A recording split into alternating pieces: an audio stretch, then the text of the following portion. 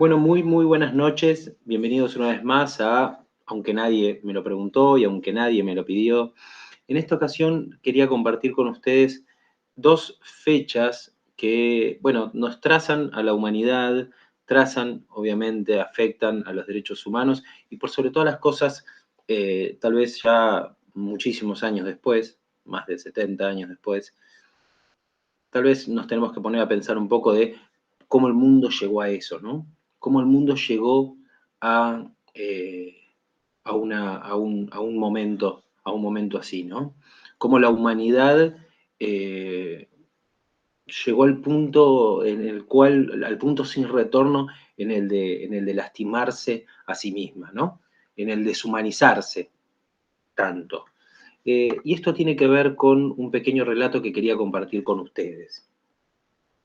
En 1945, Estados Unidos y Japón llevaban 4 años enfrentados en la Guerra del Pacífico, uno de los mayores escenarios justamente de la Segunda Guerra Mundial. El 26 de julio de ese año, Estados Unidos, con su presidente Harry Truman, lanzó un ultimátum contra los japoneses. Les exigía una rendición incondicional o de lo contrario les esperaba una destrucción rápida y absoluta. El mensaje de Truman no mencionaba, obviamente, el uso de ningún tipo de armamento nuclear, pero eran parte, o sea, se sabía que Estados Unidos contaba con, con armas de, efectivamente, de arsenal nuclear y que tenía listo justamente ese tipo de armamento para, si era necesario, zanjar ese conflicto. Lo que tal vez sucediera que no se esperaba que eso pasara, ¿no? Y que no se llegara a ese punto. El 16 de julio Estados Unidos había ensayado con éxito lo que se llamó la bomba Trinity, que fue la primera arma nuclear detonada en el mundo, al menos hasta ese momento. El 6 de agosto de 1945, alrededor de las 8:15, ¿no? El primer blanco fue Hiroshima. La ciudad no había sido bombardeada antes, así que era un buen lugar para notar los efectos de la bomba. Era la sede de una base militar. El Enola Gay, un bombardero B-29 piloteado por el coronel Paul Tibbets, sobrevolaba Hiroshima a unos 9.5 kilómetros de altura cuando liberó la bomba Little Boy, que explotó en el aire a unos 600 metros del suelo. A las 8:15 era un día soleado, a las 8:15 era un infierno, a las 8:14, perdón, era un día soleado y a las 8:15 era un infierno. Describe justamente una persona a través del canal Discovery, Kathleen Sullivan, directora de Hibakusha Stories, una organización que justamente recopila todos los testimonios. Little Boy era una bomba con un mecanismo de pistola, ¿no? Que obviamente que tenía más o menos unos 3 metros de largo y que tenía no solamente un cilindro de uranio que chocaba contra el objetivo justamente y desatar la fisión contra el objetivo de uranio más grande que era de 235, ¿no? Esto pesaba aproximadamente unos 4.400 kilos. El mecanismo interno de Little Boy funcionaba justamente como una pistola y disparaba esta pieza de uranio contra otra del mismo material, y al chocar justamente esos dos núcleos, provocaba que los átomos que las componían se fraccionaban en un proceso llamado fisión. Esa fisión de los núcleos justamente ocurre de manera consecutiva y genera lo que se llama la reacción en cadena, en la que se libera la energía y finalmente desata la explosión. Little Boy llevaba una carga de 64 kilos de uranio 235, de los que se calcula que solo se fisionó cerca del 1,4. Aún así, la explosión tuvo una fuerza equivalente a 15.000 toneladas de dinamita, ¿no? De TNT. Como referencia, tan solo 1 kilo de TNT puede ser suficiente para destruir un auto. Bien, así que imagínense 15.000 toneladas, ¿sí? O sea, 15.000 kilos. Perdón, 15.000 toneladas, ¿no? La explosión generó justamente una ola de calor de aproximadamente unos 4.000 grados centígrados en un radio aproximadamente de 4,5 kilómetros. Obviamente, imaginen lo que era la destrucción casi total dentro de un radio, bien de casi medio kilómetro, lo que llamaba la zona cero,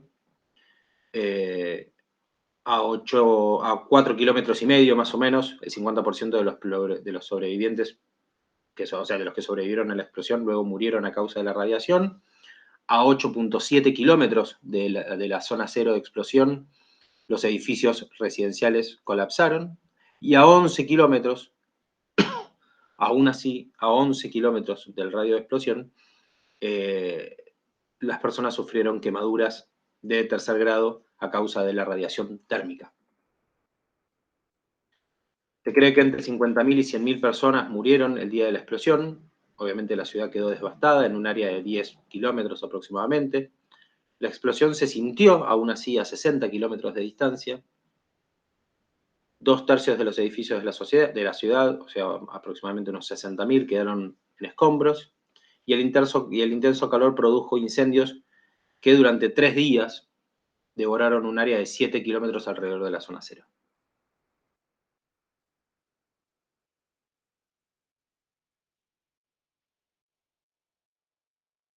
Obviamente, el Japón no se rindió y 3 días después Estados Unidos, o sea, el 9 de agosto, Estados Unidos lanzó la segunda bomba nuclear. En este caso, el objetivo Nagasaki, 9 de agosto de 1945 a las 11:02 de la mañana. Nagasaki obviamente no estaba en la lista de objetivos prioritarios. Su topografía accidentada y la cercanía de un campo de prisioneros de guerra aliados la convertían en un blanco secundario. Entre los objetivos principales estaba Kokura, una ciudad con zonas industriales y urbanas en terrenos relativamente planos. El día del ataque, sin embargo, Kokura estaba cubierta de bruma y de humo, según el reporte de los pilotos. Entonces la tripulación tenía órdenes de elegir visualmente el objetivo que maximizara el alcance explosivo de la bomba. Fue así que se desviaron a Nagasaki. El bombardeo Boxcar, un B-29, piloteado por el mayor Charles Sweeney, dejó caer la bomba Fat Man, que explotó a 500 metros del suelo. El mecanismo de explosión de esta bomba, ¿no?, un poco más chica porque era de 3,5 metros, tenía lo que se llamaba un reflector de neutrones y un iniciador. Era una bomba que estaba hecha con plutonio de 239. Era un material más fácil de conseguir y más eficiente, pero requería un mecanismo más complejo para poder utilizarlo, ¿no?, para poder hacerlo estallar. El plutonio 239 no era puro, eso podía causar una reacción en cadena prematura, lo cual se perdería gran parte del potencial de la bomba, y se usó un mecanismo de implosión justamente para activar la bomba antes de que ocurriera esta fisión espontánea, que era lo que se trataba de evitar. Fat Man tenía una carga de 6 kilos de plutonio, pero se calcula que solo logró fisionar 1 kilo, ¿no? Antes el 1,4%, ahora solo la sexta parte de lo que podría haber fisionado. Fue suficiente para liberar una energía equivalente a 21.000 toneladas, ya no 14 o 15.000 toneladas de explosivo, de TNT, que era como en el caso de Hiroshima. La explosión fue más fuerte que la de Hiroshima, pero el terreno montañoso de Nagasaki, justamente, ya que se ubicaba entre dos valles, limitó el área de destrucción. Aún así se calcula que murieron entre 28.000 y 49.000 personas el día de la explosión. El radio, o sea, de la zona cero de explosión, hubo una destrucción total aproximadamente a menos de 1 kilómetro. A 4,5 kilómetros, cerca del 50% de las personas murieron en la explosión y el otro 50% murieron a causa de la radiación. A 8 kilómetros más o menos, no a 7 como en el otro caso, a 8 kilómetros hubo colapso de edificios y de todas las zonas residenciales, y a 11 kilómetros, el mismo radio de explosión que hablábamos antes, las personas que más o menos sufrieron heridas de tercer grado por la radiación térmica. Esto obviamente son aproximados, ¿no? En Nagasaki la bomba destruyó un área de 7.7 kilómetros cuadrados, cerca del 40% de la ciudad quedó en ruinas. Se destruyeron iglesias, se destruyeron escuelas, se destruyeron hogares y hospitales. Todo derrumbado. Y como dicen, el lugar se convirtió en un mar de fuego, era el infierno. Cuerpos quemados, voces pidiendo ayuda desde edificios que se derrumbaron, personas a quienes se le caían las entrañas, le dijo a la BBC Sumiteru Taniguchi, sobreviviente de Nagasaki. No existen, obviamente, cifras definitivas de cuántas personas murieron a causa de los bombardeos. Como vieron, fuimos hablando de entre valores y valores, ya sea por la explosión inmediata o justamente por las muertes que se sucedieron a los meses siguientes, debido a las heridas y a los efectos de la radiación térmica. Los cálculos más conservadores estiman que para diciembre de 1945, o sea, para fin de ese año, 110.000 personas habían perdido la vida, habían muerto entre ambas ciudades. Y otros que tal vez no son tan optimistas hablan de un total de 210.000 personas que perdieron la vida en esos dos ataques después del año 1945. El 2 de septiembre de 1945, unos meses, menos de un mes después, en Tokio, Japón presentó su rendición. ¿De qué forma? Diciendo, hemos decidido allanar el camino para una gran paz para todas las generaciones venideras, soportando lo insoportable y sufriendo lo insufrible, dijo el emperador japonés Hirohito, dirigiéndose obviamente a sus ciudadanos. Esa rendición oficial se firmó el 2 de septiembre a bordo del USS Missouri en la bahía de Tokio, y así se ponía fin a la Segunda Guerra Mundial. Las guerras obviamente son terribles y son detestables, y mucho más detestables son los ataques indiscriminados y, como dijimos antes, deshumanizados, ¿no? La bomba de Hiroshima, por ejemplo, resultó letal para el 92% de las personas que estaban en el radio de 600 metros de ese espacio, de ese punto cero, ¿no? Los sobrevivientes de la explosión, conocidos como los Hibakuya, sufrieron las devastadoras consecuencias del intenso calor y de la radiación. Muchos murieron y otros vivieron con deformidades y sufrieron quemaduras que le hacían perder la piel y los tejidos.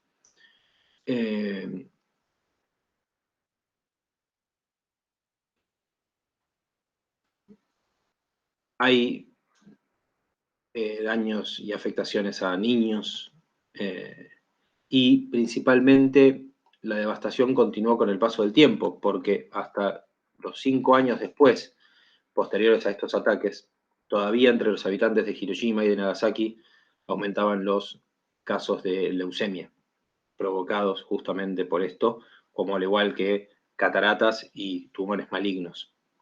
10 años después de los bombardeos, muchos sobrevivientes desarrollaban aún cáncer de tiroides, cáncer de senos y de pulmón, a una tasa obviamente superior a la normal.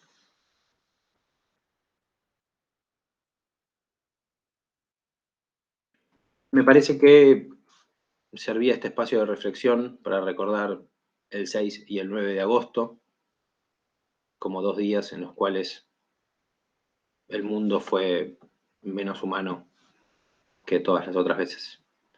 Y sea con rendición, o sea esperando la rendición, o sea aún rendidos, creo que el mundo se rindió, o la humanidad se rindió ante ese tipo de ataques.